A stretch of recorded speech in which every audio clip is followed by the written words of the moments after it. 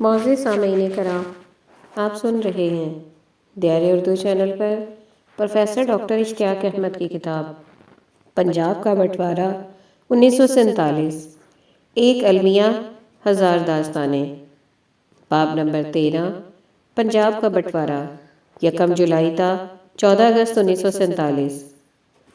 سب heading: Ashwani Kumar. Ashwani Kumar Lahore میں assistant superintendent police ASP تھے اور جالندھر میں تعیناتی کے آرڈر موصول ہونے کا انتظار کر رہے تھے۔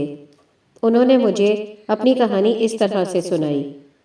ان دنوں مسلم لیگ نیشنل گارڈ نے لاہور ریلوے اسٹیشن پر ہندو اور سکھ پناہ گزینوں کو لوٹنا شروع کر دیا تھا۔ ایک روز میں نے دیکھا کہ ہاکی کے مشہور کھلاڑی علی اقتدار شاہ دارا کی قیادت میں لٹیروں کی ایک ٹیم وہاں سے گزر رہی تھی۔ میں نے ان سے کہا کہ شاہ صاحب، آپ یہاں کیا کر رہے ہیں؟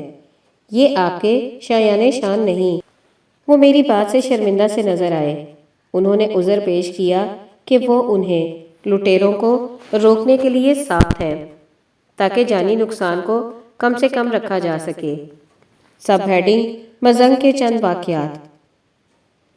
لاہور کے علاقے مزنگ، جہاں میری پیدائش ہوئی، میں اگست کے مہینے میں کافی خون خرابہ ہوا تھا۔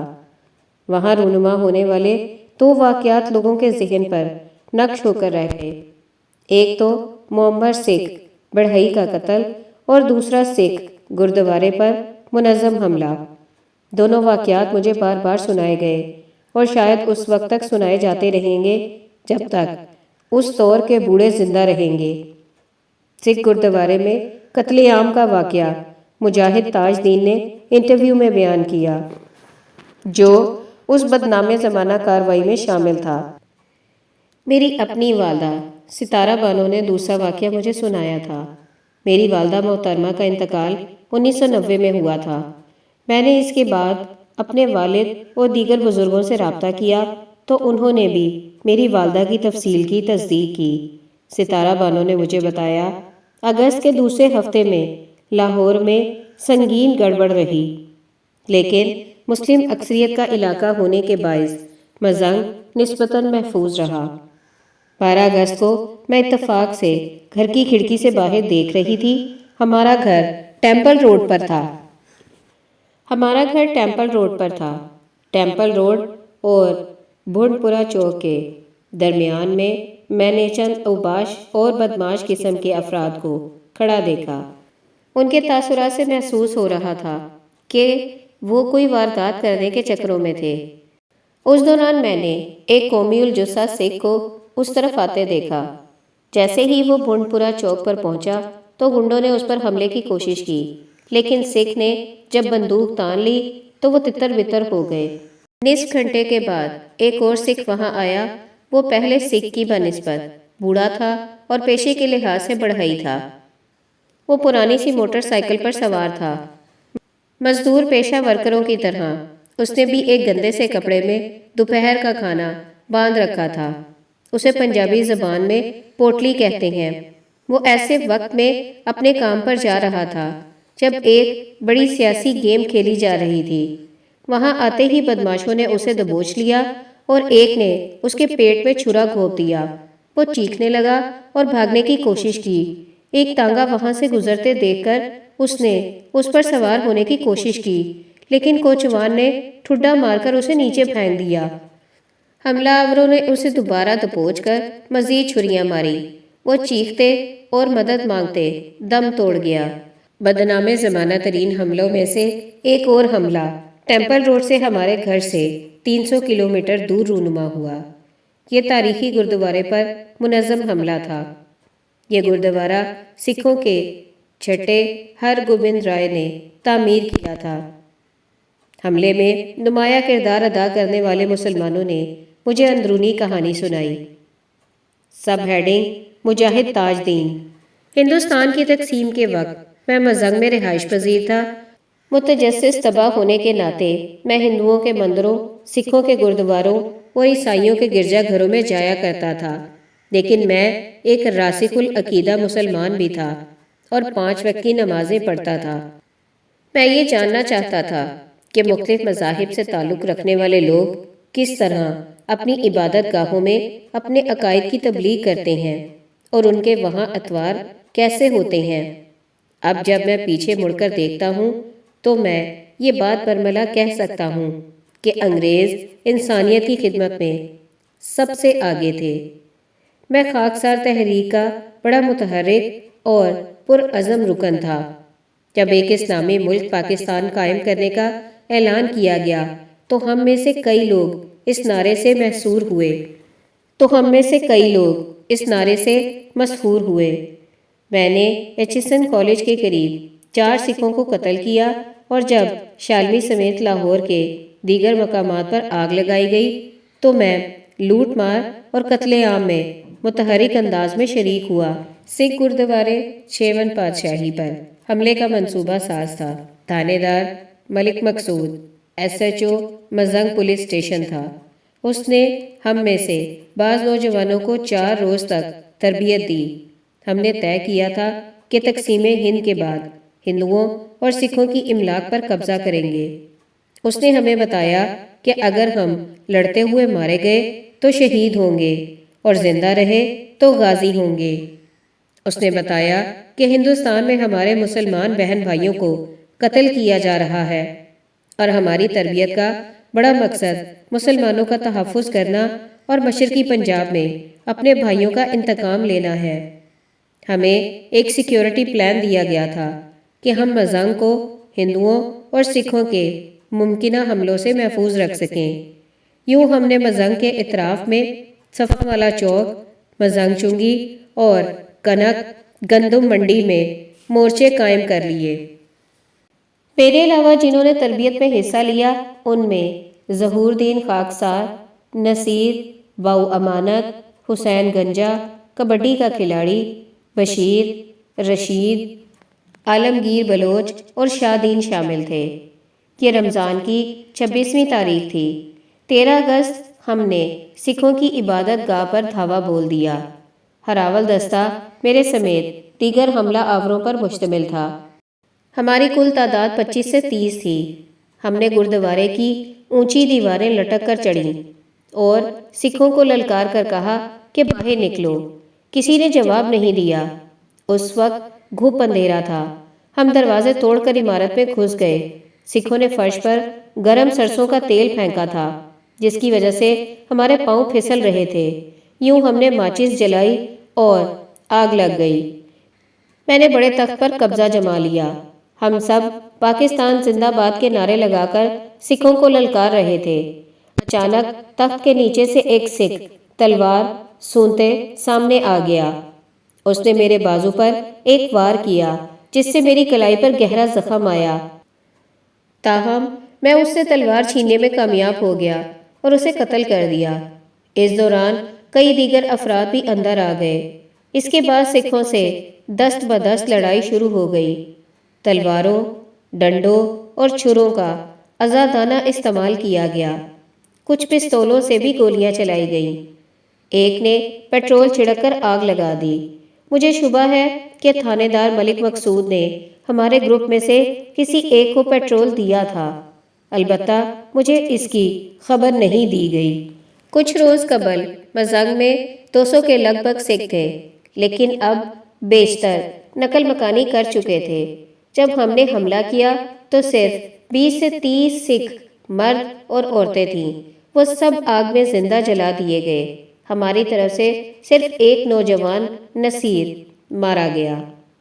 ہمیں بتایا گیا تھا کہ پاکستان ایک اسلامی ریاست ہوگی جہاں اللہ اور اس کے رسول کا نظام ایک بار پھر زندہ کیا جائے گا۔ اس مقصد کے حصول کے لیے ضروری ہے کہ ہندوؤں اور سکھوں جو کافر ہیں کو ہلاک کر دیا جائے یا پاکستان سے نکال دیا جائے۔ صرف ایسی صورت میں پاکستان حقیقی معنوں میں کامیاب اسلامی ملک بن سکتا ہے۔ جب پاکستان بن گیا تو میرے سمیت کئی دیگر افراد بے تابی سے اسلامی ریاست اور معاشرے کے احیاء کا انتظار کرنے لگے۔ ایوب خان کے دور میں بالخصوص مجھے امید پیدا ہوئی کہ صورتحال میں تبدیلی آئے گی۔ چنانچہ میں نے جنرل ایوب اور گورنر پنجاب غالباً مغربی Pakistan 1 unit Nawab Amir Muhammad Khan of Kala Bagh کو خط بھی لکھے اور ان کے کافی نزدیک آ گیا۔ اس کے بعد میں نے جنرل ضیاء الحق سے امیدیں باندھ لی۔ میں نے اس امید پر شاہ ایران اور کئی دیگر مسلم حکمرانوں کو بھی خطوط لکھے کہ شاید وہ اسلام کی فتح اور مسلمانوں کی بہتری کے لیے کوئی اقدامات کریں۔ مجاہد تاج دین کے جس کمرے میں نے انٹرویو کیا وہاں کئی ممتاز شخصیات کے خطوط تھے اور وہ تلوار بھی پڑی تھی جو اس نے سکھ سے چھینی تھی، لیکن ہمیں اسلامی ریاست کبھی نصیب نہیں ہوئی۔ ہر حکمران نے ہمیں لوٹا۔ پاکستان نہایت کرپٹ معاشرہ ہے۔ اگر ایسا ہی کرنا تھا تو ہمیں وہ کام سکھوں پر حملے وغیرہ کرنے کے لیے کیوں کہا گیا؟ میں 1968 میں حضرت نظام الدین اولیاء کے عرس میں شرکت کے لیے زائرین کے ایک وفد کے ساتھ دہلی گیا۔ سرحد پر سکھوں نے ہمارا خیر مقدم کیا۔ انہوں نے ہم میں سے ہر ایک کو 2 مالٹے اور 1 سیب دیا۔ دہلی میں مجھے ایک ہندو نے پہچان لیا جو انارکلی میں رہتا تھا۔ اس نے نہایت مہربانی کا مظاہرہ کرتے ہوئے ہر کسی قسم کی خدمت فراہم کرنے کی پیشکش کی۔ وہاں لوگوں نے اتنی بار محبت کا اظہار کیا کہ میں نے سکھوں اور ہندوؤں کے قتل پر خدا سے اپنے گناہوں کی معافی مانگنا شروع کر دی۔ میرے اندر احساس ہے کہ اللہ میری حیثیت سے خبردار ہے اور اس نے مجھے معاف کر دیا ہے۔ ہمیں گمراہ کیا گیا تھا اور ہمارے سیاست دانوں نے ہمیں استعمال کیا۔ مجاہد تاج دین ایک اور خون ریزی میں بھی ملوث تھا جسے وہ چھپا گیا ہے۔ مزنگ کے ہی ایک بزرگ شاعر سلیم شہزاد نے مجھے بتایا کہ پولیس نے تاج دین سمیت بعض دیگر افراد کو ایک اور ہولناک قتل عام میں بھی استعمال کیا۔ لاہور جیل سے ایک روز ہندو اور سکھ قیدیوں سے بھری بس کچہری جا رہی تھی کہ لٹن روڈ پر اس کا انجن فیل ہو گیا۔ قیدیوں کو باہر نکال کر قتل کر دیا گیا اور لاشیں گلو دی پیلی کھیت میں پھینک دی گئیں۔ Sub heading Amritsar. اگرچہ طاقت کا توازن کم سے کم جولائی کے وسط سے ہندوؤں اور سکھوں کے حق میں ہونا شروع ہو گیا تھا، لیکن امرتسر کے مسلمان اب بھی اس خوش فہمی کا شکار تھے کہ امرتسر پاکستان کو دیا جائے گا۔ دراصل 3 جون کے پارٹیشن پلان میں منطقی تقسیم کی بنیاد پر امرتسر کو مشرقی پنجاب میں شامل کرنے کی تجویز کے بارے میں شہر کے مسلمانوں کو آگاہ نہیں کیا گیا تھا۔ لگتا ہے کہ ان کے لیڈر بھی کسی سحر میں مبتلا تھے۔ کسی اعلیٰ انتظامی افسر کی حمایت سے پہلا متعصبانہ حکم نئے سپرنٹینڈنٹ پولیس پنڈت اوتار کشن کاؤل جو کشمیری براہمن تھا نے جاری کیا۔ اس نے امرتسر پولیس کے تمام مسلمان اہلکاروں کو غیر مسلح ہونے کا حکم دیا۔ اس زبانی حکم کی انہوں نے اپنے سینئر افسروں سے اجازت بھی طلب نہیں کی تھی۔ اس حکم کا نتیجہ بڑے پیمانے پر ڈیوٹی سے سرتابی کی صورت میں نکلا۔ 10 اگست کو دہلی سے کراچی جانے والی ٹرین کو مشرقی پنجاب کے علاقے بٹنڈا میں بارودی سرنگ کے دھماکے سے نشانہ بنایا گیا۔ واقعے میں ایک خاتون اور بچے کی موت ہوئی، لیکن اس کی خبر جنگل کی آگ کی طرح پھیل گئی۔ بظاہر پاکستان جانے والی ٹرینوں پر حملوں کی سازش میں ماسٹر تارا سنگھ کا ہاتھ تھا۔ 13 اگست کو پنجاب باؤنڈری کمیشن فورس نے ضلع امرتسر کے علاقے مجیٹ میں ایک بڑا آپریشن کیا جس میں 61 شر پسندوں کو ہلاک کر دیا گیا۔ یہ لوگ مارٹر گولوں، برین گن، سٹین گن اور دیگر جدید اسلحے سے لیس تھے۔ جہاں ماسٹر تارا سنگھ اور سردار اشر سنگھ مجھیل بظاہر امن کے قیام کے لیے دیہی علاقوں کا دورہ کر رہے تھے، وہاں امرتسر کے مسلم لیگ کے مرکزی رہنما اور پنجاب مسلم لیگ کے نائب صدر شیخ صادق حسن اور ان کی اہلیہ لاہور روانہ ہو گئے تاکہ امرتسر میں تشدد رکوانے کے لیے اپنا اثر و رسوخ استعمال کر سکیں۔ سب ہیڈنگ سر ایوان جینکنز کے ٹیلی گرام۔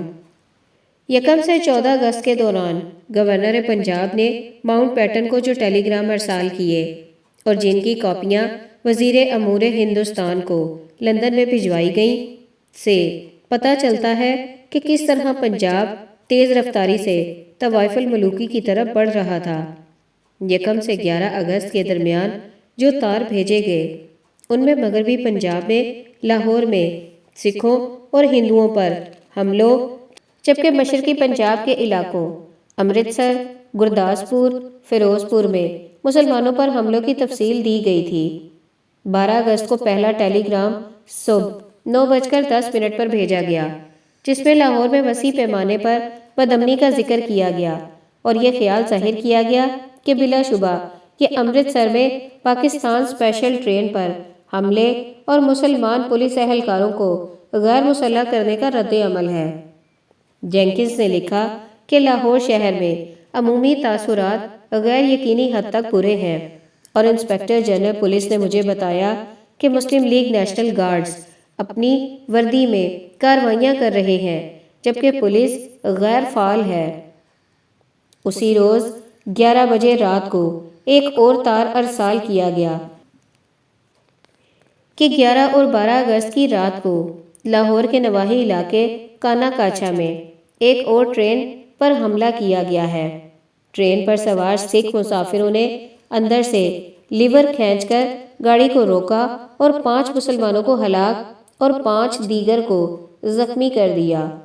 اسی روز ضلع امرتسر میں 25 مسلمان اور 7 سکھ مارے گئے۔ گرداسپور کے علاقے بٹالہ میں بھی متعدد ہلاکتوں کی اطلاعات وصول ہوئی ہیں۔ اس طرح سیالکوٹ، گوجرانوالہ، لائل پور، فیروزپور اور امبالہ میں بھی اموات ہوئیں۔ اسی تار میں گورنر نے بتایا کہ کئی اضلاع سے مسلمانوں کی بڑے پیمانے پر نقل مکانی بھی ہو رہی ہے۔ 11 بجے رات کو تیسرے ٹیلی گرام میں انہوں نے لکھا کہ امرتسر اور لاہور میں پولیس اب قابل اعتماد نہیں رہی۔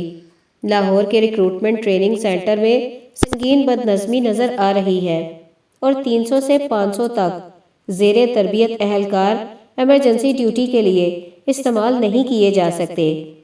ابھی تک امرتسر کے دیہی پولیس اسٹیشنوں کے بارے میں واضح رپورٹیں موصول نہیں ہوئیں، تاہم اطلاعات ہے کہ ان میں سے بعض نے کام کرنا چھوڑ دیا ہے۔ امن و امان برقرار رکھنے کے لیے ہمارے پاس پولیس کی درکار نفری موجود نہیں اور فوج کی مدد کے بغیر ریلوے قطعی محفوظ نہیں ہوگی۔ مسلم لیگ نیشنل گارڈز اب لاہور میں کافی متحرک ہے اور غیر مسلموں کے خلاف جارحانہ کارروائیوں میں ملوث ہے۔ 13 اگست کو رات 10:40 پر جینکنز نے بتایا کہ لاہور شدید بدامنی کا شکار ہے۔ 12 اگست کو 40 افراد چھرا گھونپنے یا دیگر حملوں میں مارے گئے، ان میں سے 34 غیر مسلم تھے۔ مسلمانوں نے کینٹ کے علاقے میں سندھ ایکسپریس پر حملہ کیا جس میں 9 افراد ہلاک اور 30 غیر مسلم مسافر زخمی ہو گئے۔ امرتسر میں مسلمان ہر طرف سے حملوں کی زد میں تھے۔ پٹھان مزدوروں کے ایک گروہ نے چہارٹا کے قریب جی ٹی روڈ پر ایک کارروائی میں 30 افراد کو موت کے گھاٹ اتار دیا۔ پنجاب باؤنڈری فورس کے کمانڈر نے مجھے بتایا کہ جنڈیالہ کے قریب سکھوں نے 200 مسلمانوں کو ہلاک کر دیا۔ پی بی ایف کی ایک نفری نے ٹینکوں کے ساتھ کارروائی کر کے حملہ آوروں کو نشانہ بنایا جس سے 61 سکھ ہلاک اور 9 زخمی ہو گئے۔ سیالکوٹ، لدھیانہ، فیروزپور اور گرداسپور سے بھی ہلاکتوں کی اطلاعات ملی ہیں۔ اس کے فوراً بعد ایک اور ٹیلی گرام میں بتایا گیا کہ لاہور کے شہری علاقے اور امرتسر ضلع کنٹرول سے باہر ہیں۔ گورنر نے گردوارہ ڈیرہ صاحب میں تلاشی کا حکم دیا کیونکہ وہاں سے سیکیورٹی فورسز پر فائرنگ کی جا رہی تھی۔ مجھیٹ جتھے کے خلاف سخت کارروائی سے امرتسر میں کافی مزاحمتی اثرات مرتب ہو سکتے ہیں۔ کمانڈر پی بی ایف نے امید ظاہر کی ہے کہ وہ 2 بریگیڈ نفری کے ساتھ صورتحال کو معمول پر لا سکتے ہیں۔ سب ہیڈنگ: گورنر کی آخری 15 روزہ رپورٹ، 13 اگست 1947۔ اپنی آخری 15 روزہ رپورٹ میں سر ایوان جینکنز نے صورتحال کی تفصیلی منظر کشی کی ہے۔ انہوں نے کوئی لگی لپٹی رکھے بغیر اعتراف کیا کہ میں نے موجودہ حالات پر روزانہ کی بنیاد پر رپورٹیں بھجوائی ہیں۔ یہ تقریباً نامکمل ہے کیونکہ حملے اور قتل و غارت کے واقعات اب اتنی تیزی سے ہو رہے ہیں کہ ان سب کا احاطہ کرنا مشکل ہے۔ انتقال اقتدار کے لیے مختلف محکموں کی تنظیم نو سے ہماری کارکردگی اور مختلف تجزیاتی رپورٹیں جمع کرنے کی صلاحیت بہتر نہیں ہو سکی۔ انہوں نے اپنے سابق موقف کا اعادہ کیا کہ پنجاب باؤنڈری فورس کو کم از کم 20,000 مؤثر لڑاکا فوجیوں کی ضرورت ہے۔ 7,000 یا معمولی تربیت کے ساتھ دیگر اہلکاروں سمیت 9,000 افراد سے مطلوبہ نتائج حاصل نہیں کیے جا سکتے۔ انہوں نے بعض عمومی حالات کا بھی ذکر کیا۔ 1946 تک میرا یہ خیال نہیں تھا کہ ہمیں ہندوستان میں شہروں سے باہر کبھی کسی بڑی شورش کا سامنا کرنا پڑے گا، ماں سوائے موپلا بغاوت کے۔ 1947 کے فسادات کا سبق یہ ہے کہ جب تمام دیہی علاقوں میں مختلف مذاہب کے افراد باہم دست و گریباں ہو جائے تو مسئلے کا واحد حل یہ ہے کہ بڑے پیمانے پر مسلح دستوں کو تعینات کیا جائے۔ میں یہ کہنا چاہوں گا کہ ضلع امرتسر کو اس وقت 2 مکمل بریگیڈ فوج اور روایتی پولیس فورس کی ضرورت ہے۔ میں یہ کہنا چاہوں گا کہ ضلع امرتسر کو اس وقت 2 مکمل بریگیڈ فوج اور روایتی پولیس فورس کی ضرورت ہے، لیکن اس وقت وہاں صرف ایک کمزور بریگیڈ تعینات ہے جبکہ پولیس زیادہ تر انتشار کا شکار ہے۔ فی الوقت مستقبل کے بارے میں وثوق سے کچھ بھی کہنا ناممکن ہے۔ یقیناً سکھوں کے ذہن میں 2 مقاصد ہیں، ایک تو وہ راولپنڈی میں سکھوں کے قتل عام کا انتقام لینے کے خواہاں ہیں، اور دوسرا یہ کہ وہ سرحدوں کی حد بندی پر اپنا موقف منوانا چاہتے ہیں۔ یہ تو ممکن نہیں کہ سکھوں کے نقطہ نظر کا بلا چوں چرا دفاع کیا جائے، تاہم مسلمان راولپنڈی کے واقعات سے پیدا ہونے والے دہشت کو سمجھنے سے قاصر ہیں، اور ایسا لگتا ہے کہ وہ سوچ رہے ہیں کہ تشدد کے اقدامات سے سکھوں کو دبایا جا سکتا ہے۔ مجھے اس پر بہت زیادہ شبہ ہے۔